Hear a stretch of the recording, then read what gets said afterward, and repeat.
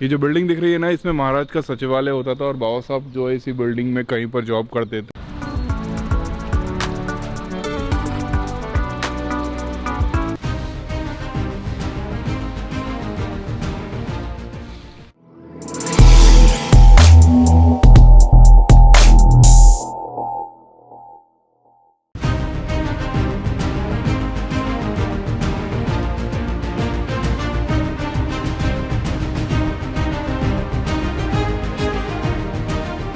पीछे का जो दृश्य है वो देखकर आप शायद समझ गए होंगे कि हम कहाँ पर हैं।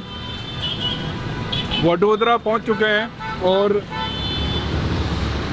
ट्रैफिक बहुत ज़्यादा है यहाँ। हमारे साथ हैं जय से बात करेंगे। अभी हम लोग वडोदरा में हैं और यहाँ पर एक स्टोरी बहुत फेमस है जो आप लोग जानते हैं कि बाबा साहेब को महाराज सयाजी गायकवाड़ ने स्कॉलरशिप दी थी, जिस कारण से वो विदेश में पढ़ पाए। और वहाँ से शर्त ये रखी गई थी कि जब भी वो अपनी पढ़ाई पूरी करके वापस आएंगे, रियासत को 10 साल देने होंगे, यहाँ सेवा करनी होगी। तो बाबा साहब और पढ़ना चाहते थे, लेकिन उनके पास वो चिट्ठियाँ आ रही थी कि उनका जो टाइम है वो पूरा हो चुका है। बाबा साहब को जो है सयाजी गायकवाड़ से जिन्होंने मिलवाया था, उनका नाम था दादा केलुस्कर। और वो एक ऐसे व्यक्ति थे जिन्होंने बाबा साहब के जीवन में टर्निंग पॉइंट लेकर आए थे बुद्धिज़्म को लेकर, क्योंकि जब वो 4th क्लास उन्होंने पास की थी, पहली ऐसा व्यक्ति था इस इलाके का जिसने इंग्लिश के माध्यम की 4th क्लास पास करी थी। और उस समय उन्होंने एक किताब उनको भेंट दी थी बुद्धिज़्म के बारे में, जो कि एक मराठी में किताब थी जो उन्होंने लिखी थी। और उसके बाद बाबा साहब का जो लगाव है बुद्धिज़्म के प्रति बहुत ज़्यादा बढ़ गया था। जो दादा केलुस्कर हैं, उन्हीं ने महाराज के पास बाबा साहब को लेकर गए थे, वहाँ से स्कॉलरशिप मिलवाने में मदद की थी, क्योंकि जो महाराज थे वो उस समय किसी को ऐसे व्यक्ति को ढूंढ रहे थे जो जिसकी वो मदद कर सकें और वो उसको उच्च शिक्षा के लिए भेजा जा सके बाहर। और जब बाबा साहब यहाँ पर आए तो यहाँ का जो स्टेशन था वहाँ पर वो उतरे थे और उसकी भी एक कहानी वो दिखाते। पहले स्टेशन देखते, कितना दूर है यहाँ से? स्टेशन यहाँ से 1 किलोमीटर। और हमारे साथ आदित्य भी हैं। कैसे हो आदित्य? हाय। तो अभी हम लोग जब रूम पर जाएंगे तो और डिटेल में बात करेंगे। हाल फिलहाल हम स्टेशन चल रहे हैं।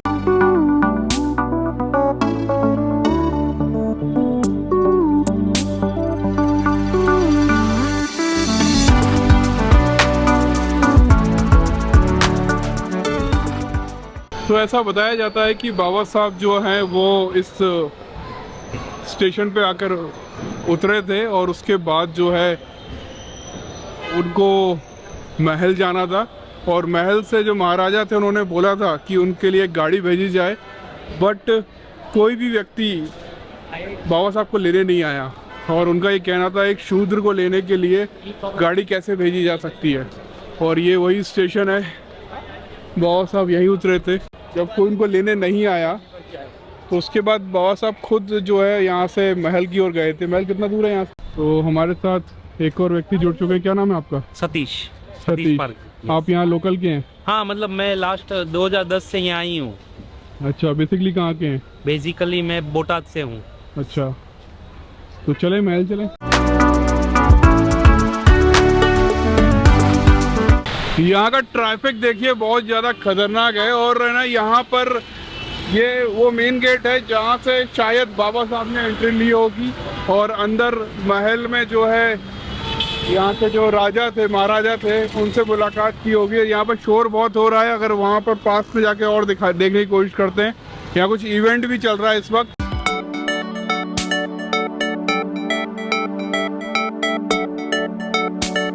क्या बोल रहे हैं? अभी बोले 6 बजे बंद हो जाता है और कल कुछ छुट्टी रहता है म्यूजियम में, ऐसा है। तो अभी अंदर तो जाना अलाउड नहीं है, बट यही गेट है। और अंदर अभी म्यूजियम है जो कि काफ़ी बड़ा है और आज बंद हो चुका है और कल भी इसकी छुट्टी है।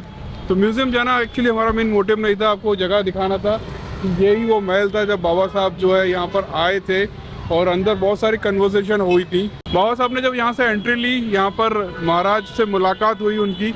सबसे पहले बाबा साहब ने अपनी एक किताब उनको प्रेजेंट की थी जो उन्हें पीएचडी के दौरान लिखी थी। The next morning.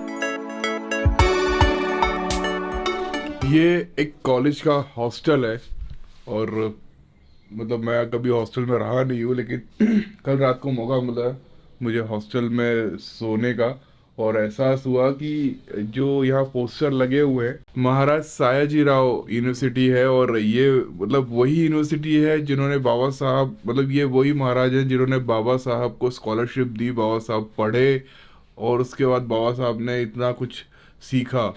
और इस यूनिवर्सिटी का अगर आप वेबसाइट खोलोगे ना, बाबा साहब को एज अ एलुमनी भी वहाँ पर दिखाया जाता है, क्योंकि बाबा साहब को उन्होंने स्कॉलरशिप दिया था, और वहाँ पे बाबा साहब की फ़ोटो दिखाई जाती है। अब ऐसी खास यूनिवर्सिटी का जो हॉस्टल होगा, तो उस पे पोस्टर तो ऐसे ही होंगे।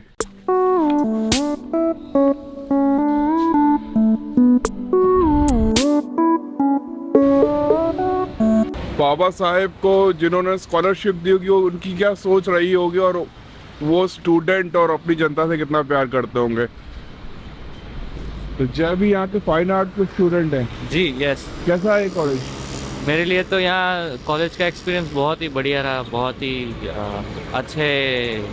अच्छा एजुकेशन, अच्छे फैकल्टीज, मुझे सब यहाँ पे अच्छा एक्सपोजर, एज एन आर्टिस्ट मुझे अच्छा एक्सपोजर मिला। तो मेरा बड़ौदा में एक्सपीरियंस बहुत ही बढ़िया है। तो मैं बार बार बड़ौदा आता रहता हूँ मेरे काम की वजह से। तो और ये जो यूनिवर्सिटी है, इसमें मतलब बोला जाता है कि one of the best university है फाइन आर्ट्स के लिए, और बहुत सारे कोर्सेज है। और ये 1849 से कब से चल रहा है? ये पहले यस, तब 1849 से लगभग 1849 चल रहा है, आगे पीछे हो सकता है कुछ। बड़ौदा कॉलेज था पहले, उस समय बड़ौदा कॉलेज था, और अभी जो है वो MS यूनिवर्सिटी हो गया है, महाराज सयाजीराव यूनिवर्सिटी। हाँ, 1917 में जब वो यहाँ आए थे ना, तब वो ही लिखा हुआ है कि स्कॉलरशिप जो टेन्योर था वो एंड हुआ, और उन्होंने सर्विस ज्वाइन की एज अ फाइनेंस मिनिस्टर।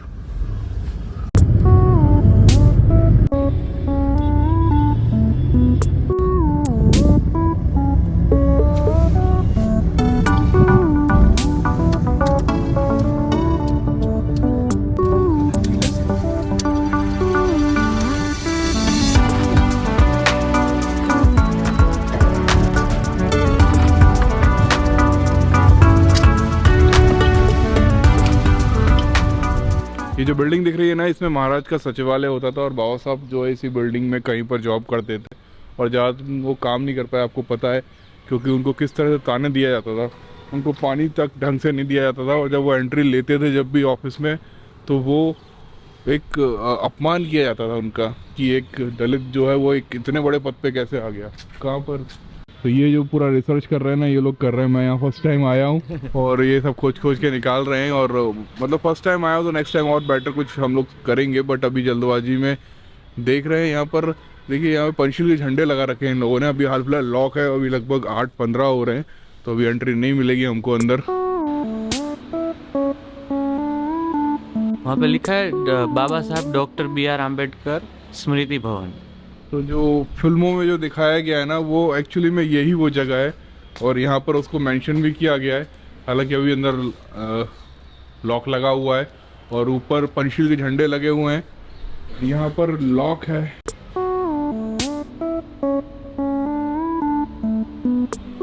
और इसके अंदर बाबा साहब वहाँ बैठते थे, और जिस तरह से उनको बिहेव किया जाता था कि उनको पानी तक जो है घड़ा अलग कर दिया गया था, और बाबा साहब ने ज़बरदस्ती उस घड़े से पानी पी लिया, तब यहाँ के लोगों ने आके टोका। और जो चपरासी होता था, वो भी उनको फाइलें जो है ना वो फेंक कर देता था, उनके पास नहीं जाता था। अब ये सब बोल रहे हैं कि 11 दिन वो जॉब कर पाए, उसके बाद उन्होंने हाथ खड़े कर दिए। और यहाँ पर एक पास में एक होटल था, क्योंकि वो यहाँ पर रुकना चाहते थे, और उन्होंने महाराज से भी ये बात बोली कि हमको यहाँ रुकने की कोई व्यवस्था कीजिए आए। तो यहाँ उनकी रुकने की व्यवस्था भी महाराज तक नहीं कर पा रहे थे। उनका भी ये कहना था कि मैंने इतना कोशिश कर रहा हूँ, एक दिन में सब कुछ नहीं बदल दूंगा, कुछ चीज़ें आपको भी करनी होंगी। तो उन्होंने यहाँ पर पास में कई होटलों में उन्होंने ट्राई किया, उन्होंने बोला कि मैं डबल दाम दूंगा, तब भी उनको रुकने के लिए व्यवस्था नहीं मिल रही थी। मतलब ये सोचिए कि आपके पास अगर पैसा है, नॉलेज है, उसके बाद भी उस समय आप अपनी जाति को नहीं बदल सकते थे, और उस जाति के आधार पर आपको चीज़ें नहीं मिलती थी। तो यहाँ पर वो पारसी होटल था ना, वहाँ एक पारसी होटल था, वहाँ बाबा साहब ने अपना नाम छुपाया, तब जाके उनको वहाँ एंट्री मिली। और वहाँ भी उनको कुछ टाइम बाद पता चल गया लोगों को कि ना ये जो है अछूत हैं, दलित हैं, और उनको फिर वहाँ से भी भगाने की कोशिश की गई।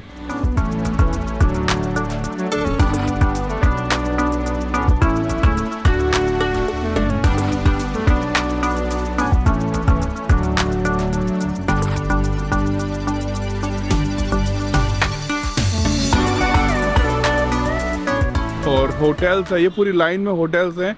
और ये क्या बोल रहे थे कि यहाँ पर ही हम घूमते रहते थे। हाँ, फतेहगंज एरिया है। इनका जो कॉलेज है फाइन आर्ट्स का, यहाँ पास में है। यस। और ये यहाँ पर सारे स्टूडेंट आते रहते हैं। तो इससे पहले पता था ये जगह के बारे में? मुझे अभी तक फिलहाल तक मुझे कुछ पता नहीं था इसके बारे में। जब थोड़ा बहुत रिसर्च किया तब पता चला कि ये अभी अगियारी है, जो पारसी का जो टेम्पल बोलते हैं वो है। उससे पहले ये जब यहाँ पे होटल हुआ करता था जहाँ पे बाबा साहब रुके। और ये जो पुरानी डिस्पेंसरी है, इसके जस्ट सामने आपको एक है ना, एक अगियारी टेम्पल, पारसी अगियारी। अगियारी।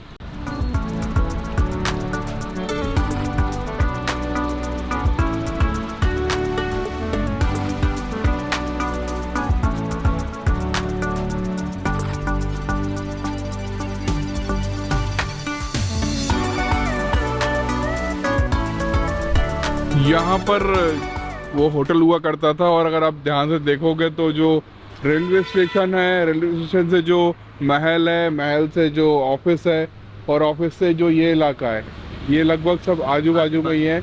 और उस समय जो है यहाँ होटल की लाइन रही होगी, अभी एग्जैक्टली हम कह नहीं सकते, बट ये वो होटल था जहाँ पर बाबा साहब आके रुकते थे, जहाँ पर उन्होंने अपना नाम छुपाया था। अदरवाइज उनको एंट्री नहीं मिलती। लेकिन कुछ टाइम बाद, 7-8-9 दिन बाद उन लोगों को पता चल गया और लोगों ने उनको टॉर्चर करना स्टार्ट कर दिया। मतलब सोचिए, इतना पढ़ा लिखा इंसान जो विदेश से पढ़कर आया है यहाँ से, और एक बहुत बड़े पद पर है, मतलब पैसा है उसके पास, पावर है, नॉलेज है, लेकिन फिर भी वो अपनी कास्ट के बेस पर डिस्क्रिमिनेट किया जाता है। और यहाँ जो होटल था वहाँ से उनको निकाल दिया जाता है।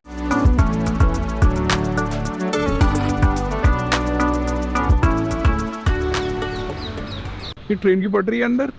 अरे छोटी टॉय ट्रेन, जॉय ट्रेन बोलते हैं वो। अच्छा, वो चलती है अभी? हाँ चलती है। पार्क के अंदर ट्रेन की पटरी? अरे छोटी ट्रेन है वो, ऐसे पूरे पार्क में घुमाती है।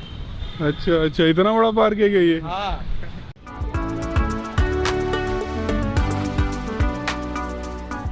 ये यहाँ पे पहला बोर्ड नजर आया, यहाँ पे लिखा हुआ है संकल्प भूमि।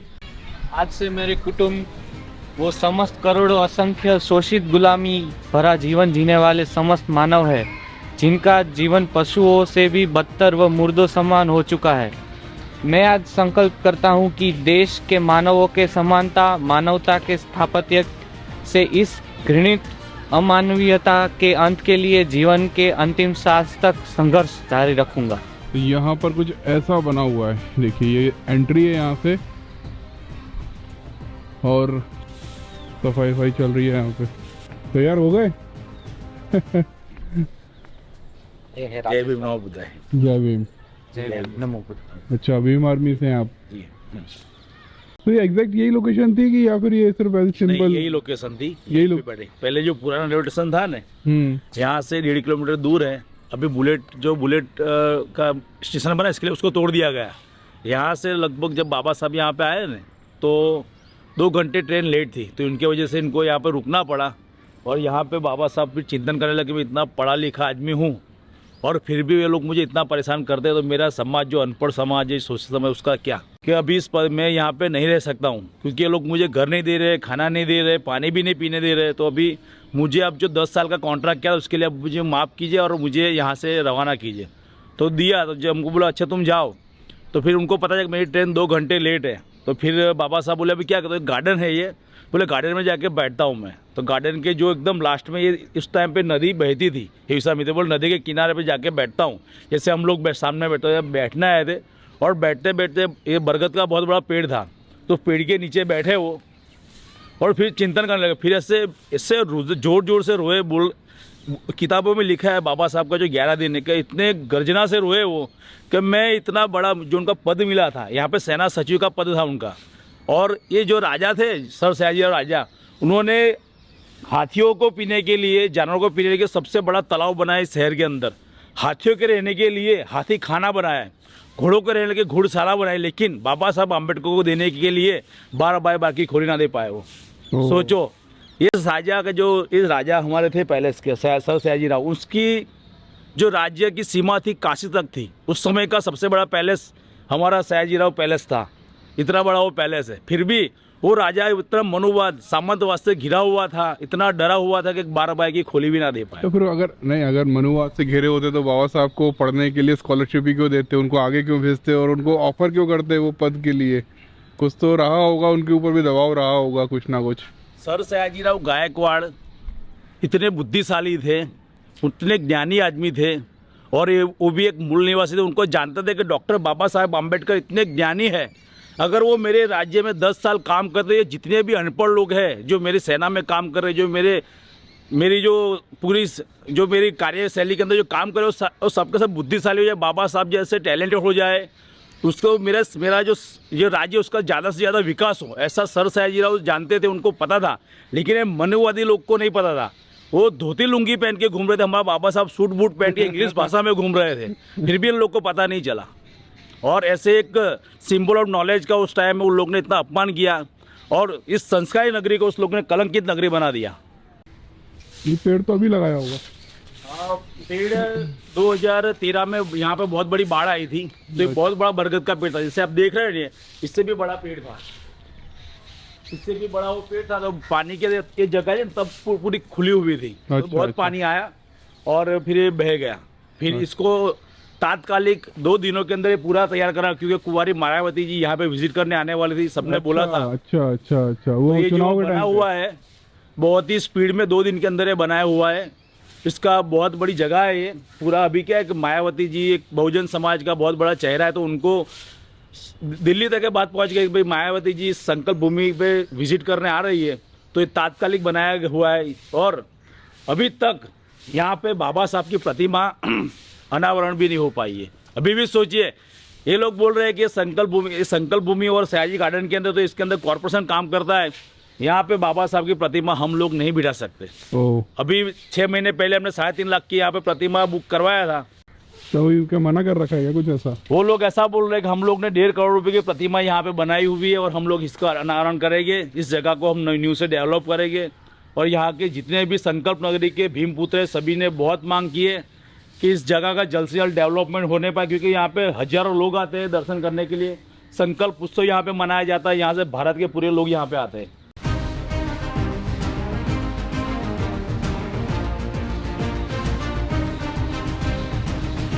तो अभी जो है करंट स्थिति यही है। और वहाँ वो पुल है क्या? वो अम्बेडकर पुल का निर्माण, जंपिंग पुल है, अम्बेडकर पुल बोलते हैं उसको। अम्बेडकर पुल बोलते हैं। चलिए वहाँ से एक शॉट लेंगे यहाँ का, तो अच्छा आएगा।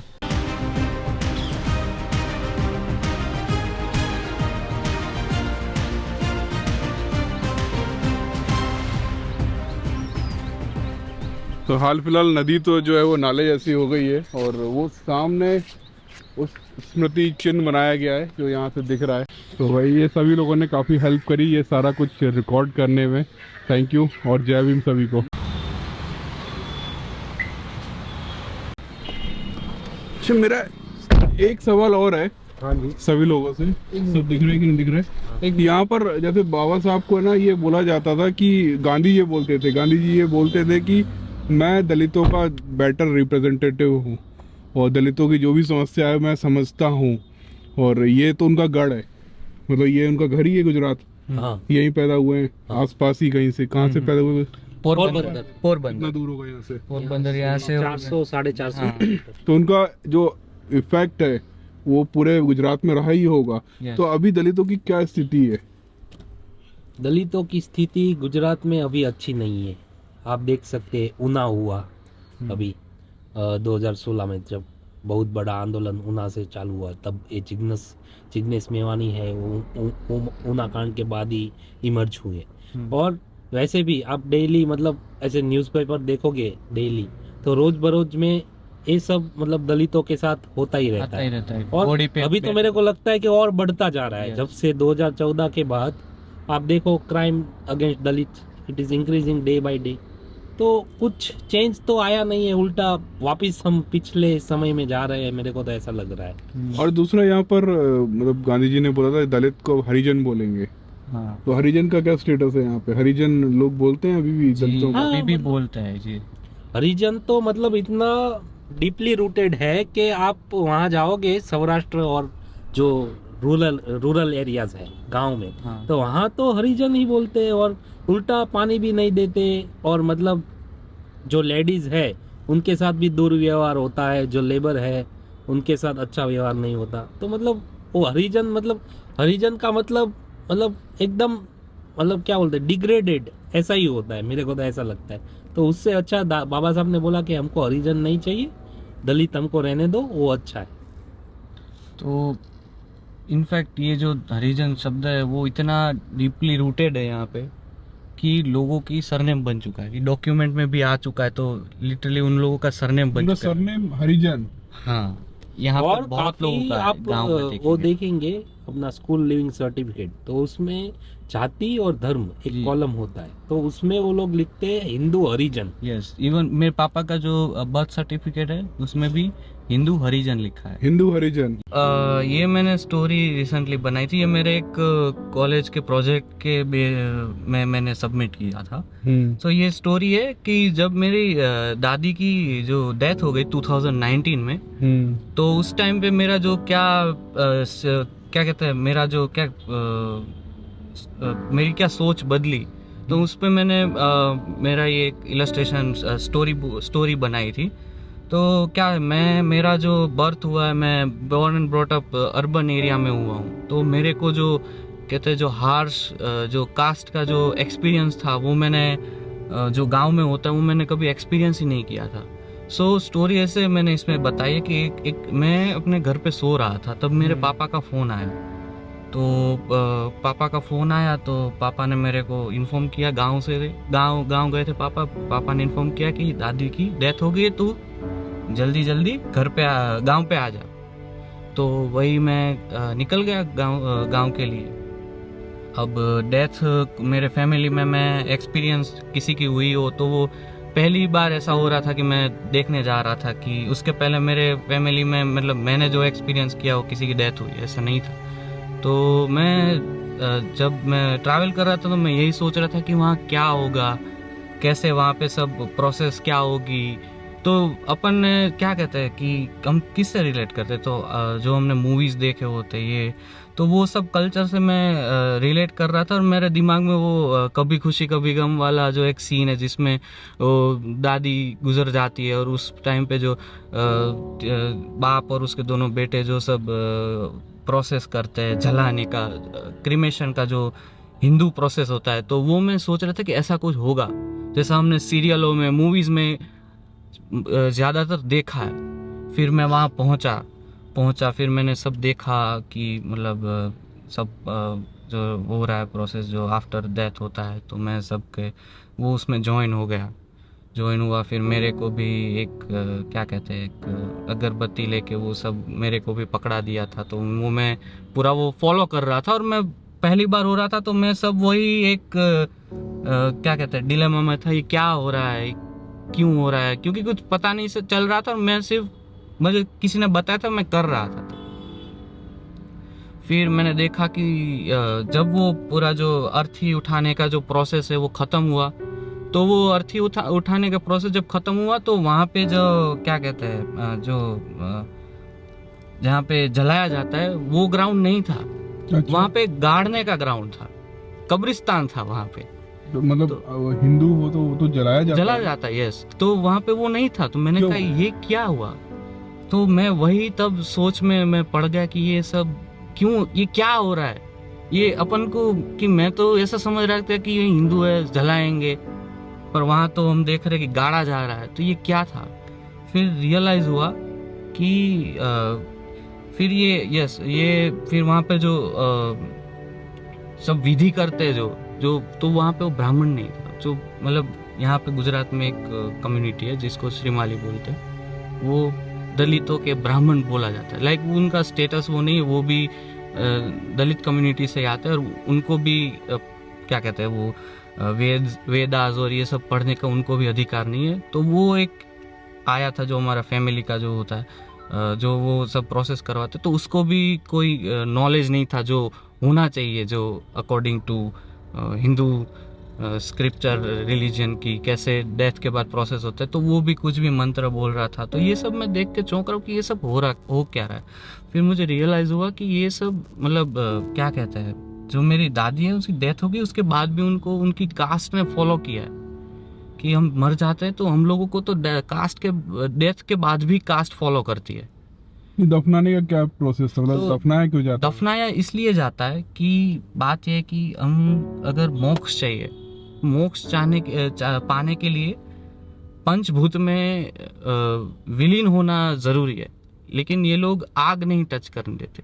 आग टच कर गई तो आप मोक्ष पा, लेकिन आप तो अछूत, तो आपने तो कर्म के अनुसार आपको मोक्ष नहीं मिलना चाहिए और आप बर्थ रीबर्थ के वो साइकिल में घूमते रहने चाहिए। अब ये सब बिलीव नहीं करता, लेकिन ये जो पूरा नैरेटिव बिठाया गया है बहुत ही घटिया है। दूसरा नैरेटिव ये है कि जलाया गया आग तो वो पॉल्यूट करेगा, एनवायरनमेंट पॉल्यूट करेगा। अगर जलाया गया किसी दलित पर्सन को तो वो तो ये सब सोचते सोचते मेरे को याद है, ये मतलब दिमाग में कि ये कैसा रिलीजन है कि जो मतलब मरे हुए इंसान के साथ भी डिस्क्रिमिनेट करता है। तो ऐसे रिलीजन को तो लात मारना अच्छा है। फिर मैंने बाबा साहब को बहुत डीपली पढ़ा। हालांकि मैं लकी था कि मेरे फैमिली में पहले से ही जो मेरे पापा पहले बाम सेब के साथ काम किए, तो मेरे को वो सब बहुत ही क्या कहते हैं बहुत ही जल्दी सीख पाया।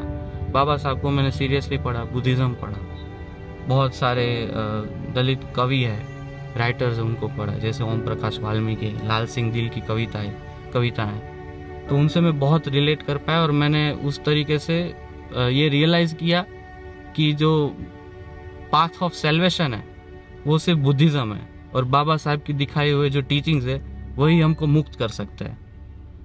तो ये स्टोरी मैंने इस कॉमिक के थ्रू बताई गई। मतलब जो आर्ट आपको आता था उसको आपने बहुत अच्छी तरह से उसको एक्सप्रेस किया, वो मुझे बड़ा इम्प्रेसिव लगा। और मैं इंस्टाग्राम पे इसको शेयर कर दूंगा, आप लोग भी देखिए जाके, जो है जय को फॉलो कीजिए। और हम इस वीडियो को यहीं ख़त्म करते हैं, और ताकि हम जल्दी से जल्दी पहुंच चुके हैं, 9:30 हो चुके हैं और मुझे भोपाल पहुंचते पहुंचते मुझे लगता है रात के 9 या 10 बज जाएंगे। तो आप सभी का बहुत बहुत धन्यवाद। जय भीम सभी को। जय भीम।